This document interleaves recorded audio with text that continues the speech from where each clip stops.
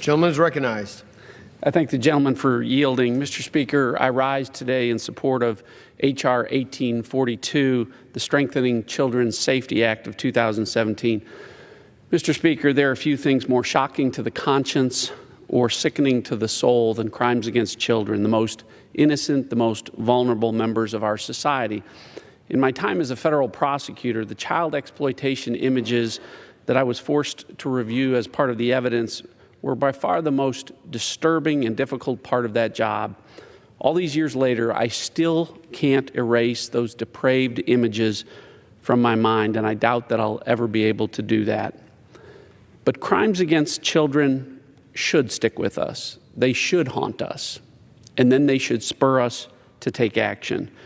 If we do anything here in Congress, it should be working to protect children. We talk all day long in this chamber about the future of this country. Well, Mr. Speaker, the children are the future of this country. We need to put our words into action. So today, I'm introducing H.R. 1842, the Strengthening Children's Safety Act of 2017, a bill which closes two sets of loopholes in federal child exploitation laws to make sure that all dangerous sex offenders are treated the same and are subject to the same enhanced penalties under the law. Right now, Mr. Speaker, current law establishes minimum national standards for sex offender registration and notification in all 50 states, in the District of Columbia, in U.S. territories and tribal jurisdictions. If a sex offender knowingly fails to register or update a registration, that individual faces a fine and imprisonment of up to 10 years. There is also an enhanced penalty of 5 to 30 years imprisonment if the offender, while in that non-compliant status, also commits a crime of violence under federal law, under the Uniform Code of Military Justice, the law of the District of Columbia, Indian tribal law, or the law of any territory or possession of the United States. But here's the problem, Mr. Speaker. Right now, only individuals committing crimes of violence under these federal, military, and tribal laws are subject to the enhanced penalty, while individuals committing the same crimes of violence under state law are not.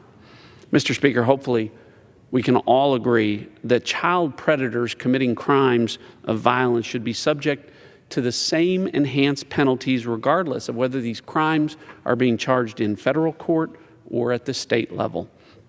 So this bill adds similar state crimes of violence to that list to ensure that the enhanced penalty applies equally to all dangerous offenders.